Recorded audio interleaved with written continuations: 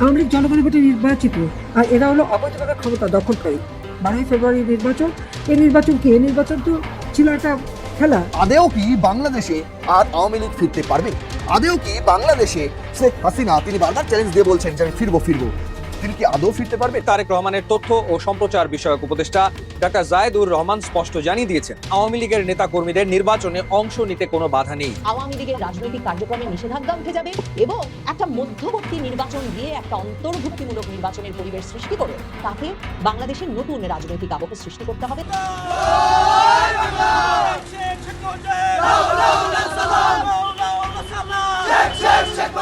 BNP নাকি সব দলকে কর্মকাণ্ড পরিচালনার সুযোগ দিতে চায়। এই যে মির্জা ফখরুল ইসলাম আলমগীরকে দিয়ে তারেক রহমান যে এই কথাটা বলাচ্ছেন, শেখ হাসিনা কোন প্রক্রিয়ার মাধ্যমে এবং কতদিনের মধ্যে দেশে আসবেন?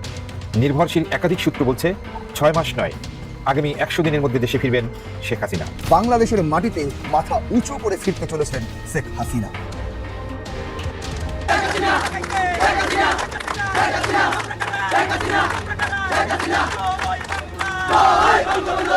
আসসালামু আলাইকুম ওয়া রাহমাতুল্লাহ। বিডি নিউজ বক্সের নতুন একটি নিউজে আপনাদেরকে স্বাগতম।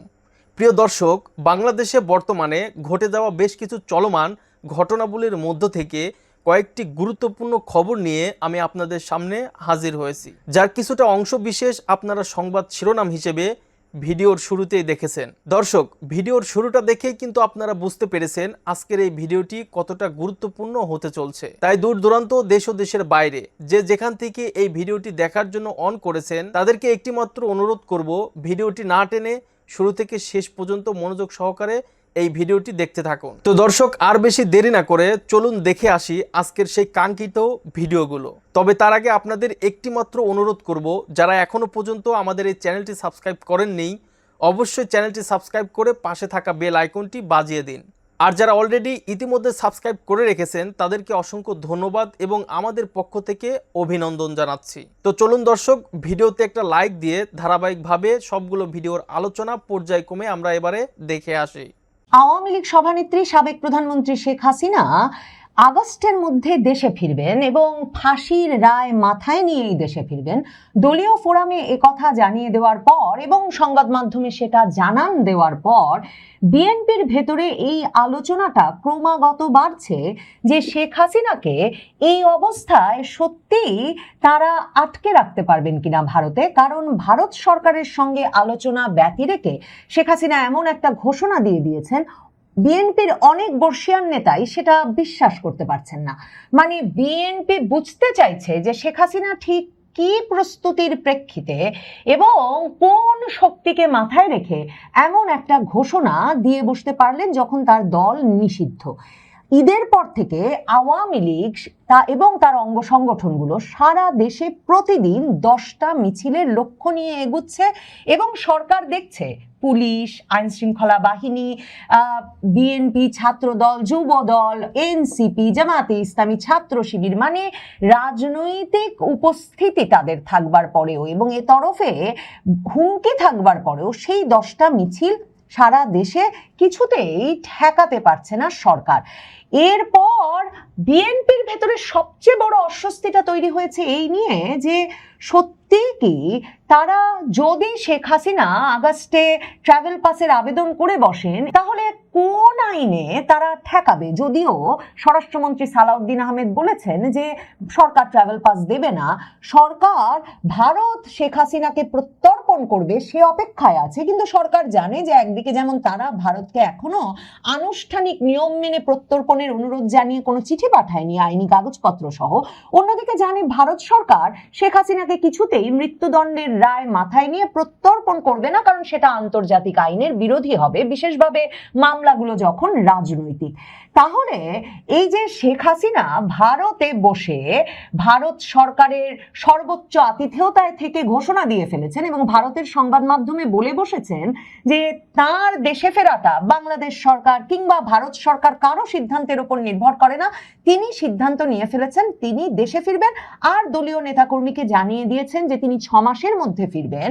এখন বিএনপির বর্ষিয়ান নেতাদের উদ্বেগের বিষয়টা হচ্ছে এর পেছনে আসলে ভারত সরকারের সমর্থন আছে কিনা, মানে তারাও কি শেখ হাসিনাকে সমর্থন দিচ্ছেন যে শেখ হাসিনা ফাঁসির রায় মাথায় নিয়ে বাংলাদেশে চলে আসুন এবং নিজে যদি একটা রাজনৈতিক সিদ্ধান্ত নিয়ে তিনি দেশে ফিরতে পারেন তিনি দেশে চলে যান।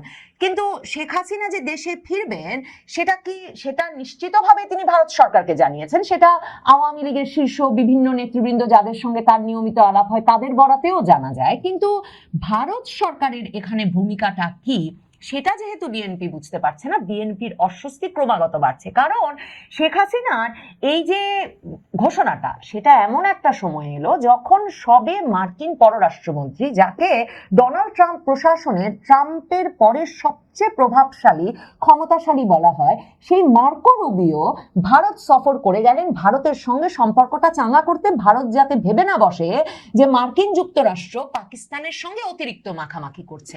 তো ওই সফরে আঞ্চলিক নিরাপত্তার ক্ষেত্রে ভারতই যে তাদের সবচেয়ে বড় ভরসা সেটা আবারও যেমন ঘোষণা দিয়েছেন মার্কো রুবিও এস জয়শঙ্করের সঙ্গে সাক্ষাৎ করে, প্রধানমন্ত্রী মোদীর সঙ্গে সাক্ষাৎ করে, তেমনি ভারতীয় সংবাদ মাধ্যমে এনডিটিভি সহ বিভিন্ন জায়গায় সুস্পষ্টভাবে লেখা হয়েছে যে এবারের আঞ্চলিক নিরাপত্তার আলাপে ভারতের পক্ষ থেকে খুব স্বাভাবিকভাবেই শুধু পাকিস্তান বা চীন প্রসঙ্গে নয় বাংলাদেশ প্রসঙ্গেও আলাপ হবে।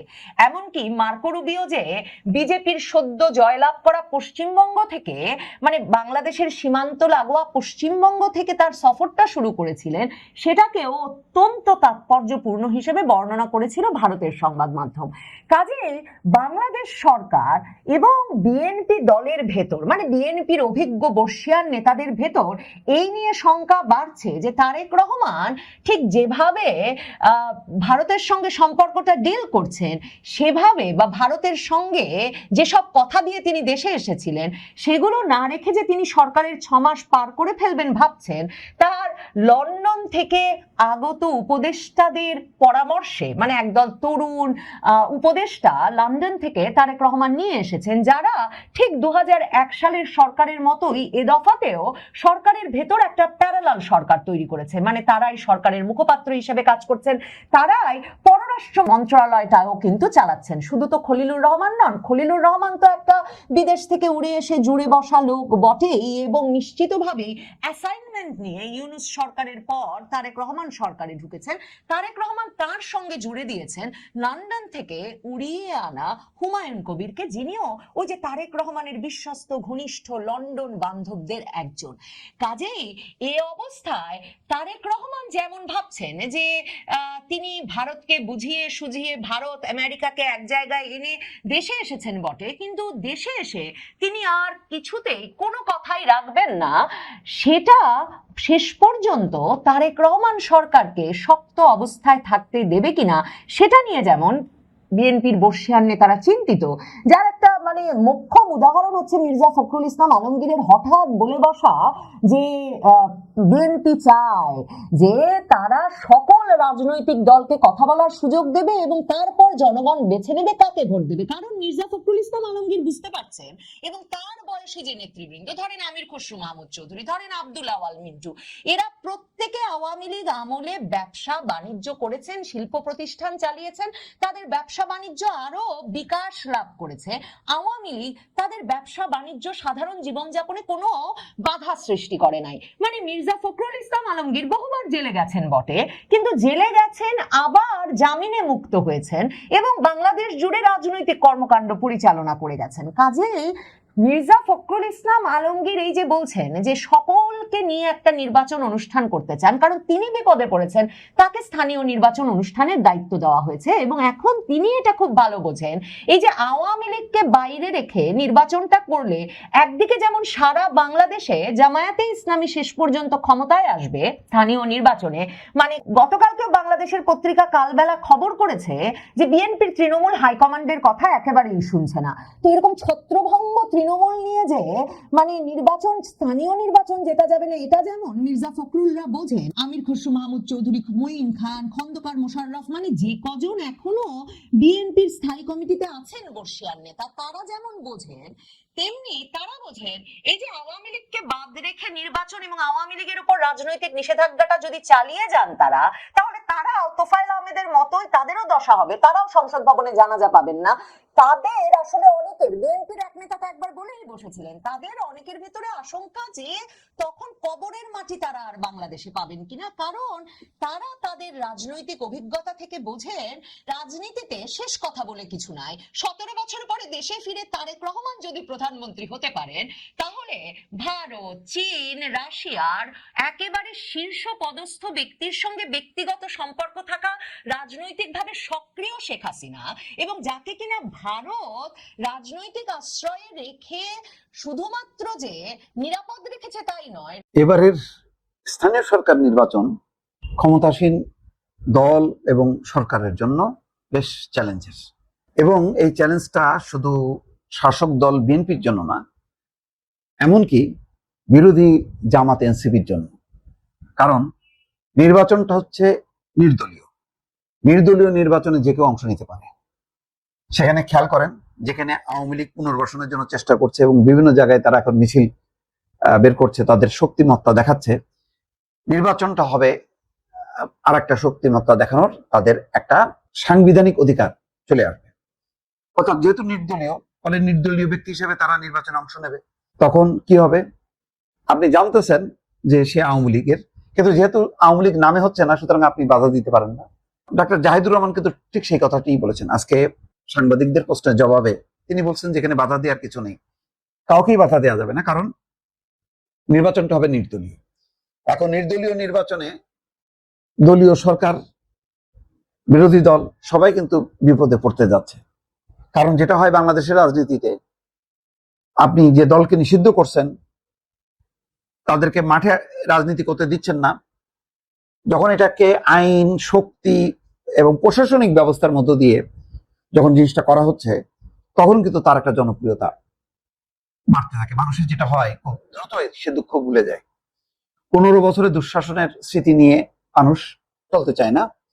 মানুষ দেখে যে বর্তমানে সে যদি দেখে যে না, সরকার তো ভালো চলছে না, সরকারের আইন শৃঙ্খলা তো ঢিলাঢালা, জিনিসপত্রের দাম তো বাড়ছেই, পরিবর্তনটা কোথায়? পরিবর্তনটা খুঁজে পাচ্ছে না। কিছু কিছু পরিবর্তন গুণগতভাবে রূপান্তর ঘটেছে, কিন্তু সেইটার নিয়ে আমি যেটা বলেছি যে সরকার তার পারফরমেন্সটা দেখাতে পারছে না। প্রধানমন্ত্রীর পারফরমেন্স নিয়ে কোনো বিতর্ক নেই। আমার ধারণা কেউ কেউ সমালোচনা করেন ওই সামান্য স্লিপ অফ টাং হিসাবে কয়েকটা কথা নিয়ে, বেশ, যে প্রধানমন্ত্রী খবরই রাখেন না। প্রধানমন্ত্রী খবর রাখেন কিনা কেউ কিন্তু বলেননি যে বাংলাদেশের প্রধানমন্ত্রী কোরবানির ঈদের বর্জ্য অপসারণটা ঠিক মতন হলো কিনা, 4 ঘন্টা ধরে ঢাকা শহরে ঘুরে বেড়াচ্ছেন কিনা। বাংলাদেশে কার্যক্রম নিষিদ্ধ থাকা আওয়ামী লীগ ও অঙ্গ সংগঠনগুলোর বড় রকমের মিছিল আর শোডাউন আরো বাড়বে, এমন শঙ্কার কথা জানিয়ে সরকারকে গোপন প্রতিবেদন দিয়েছে পুলিশ সদর দপ্তর। সরকারের কাছে গত 6 জুন পুলিশ সদর দপ্তর থেকে এ বিষয়ে জমা দেওয়া একটি প্রতিবেদন আমাদের হাতে এসেছে, যেখানে সরকারকে সতর্ক করে 10টি সুপারিশ করা হয়েছে। রিপোর্টটিতে বলা হয়েছে, আওয়ামী লীগের পদধারী নেতারা দেশে ফিরে স্বেচ্ছায় আত্মসমর্পণ করে রাজনীতিতে ফিরছে। রিপোর্টটিতে আওয়ামী লীগের 5 বড় নেতার ব্যাপারে নজরদারি বাড়ানোর সুপারিশ করা হয়েছে, যারা এরই মধ্যে জামিনে আছেন। এমন আলোচনার মধ্যে নতুন খবর হলো, আওয়ামী লীগের উপর আরোপিত নিষেধাজ্ঞা প্রত্যাহারের জন্য আন্তর্জাতিক সমর্থন জোরদার করা বা কূটনৈতিক তৎপরতা বাড়াতে বেশ কোমর বেঁধে নেমেছে দলটি। ইউরোপ, আমেরিকা, অস্ট্রেলিয়া সহ পশ্চিমা বিশ্বের গুরুত্বপূর্ণ সংস্থা ও প্রতিনিধির সাথে বৈঠক করা শুরু করেছে দলটির দায়িত্বপ্রাপ্ত নেতারা। সবশেষ ইউরোপীয় পার্লামেন্টের সদস্য বিলি ক্রেহারের সঙ্গে বৈঠক করেছেন আওয়ামী লীগের সাবেক সংসদ সদস্য ও নেতারা। তার একদিন আগে আয়ারল্যান্ডের প্রধানমন্ত্রী মাইকেল মার্টিনের সঙ্গে সাক্ষাৎ করেছেন দলটির নেতারা বলছেন, দেশে ফেরার নীরব প্রস্তুতির বড় একটি অংশ হিসেবেই তারা এই আন্তর্জাতিক তৎপরতা বাড়িয়েছেন।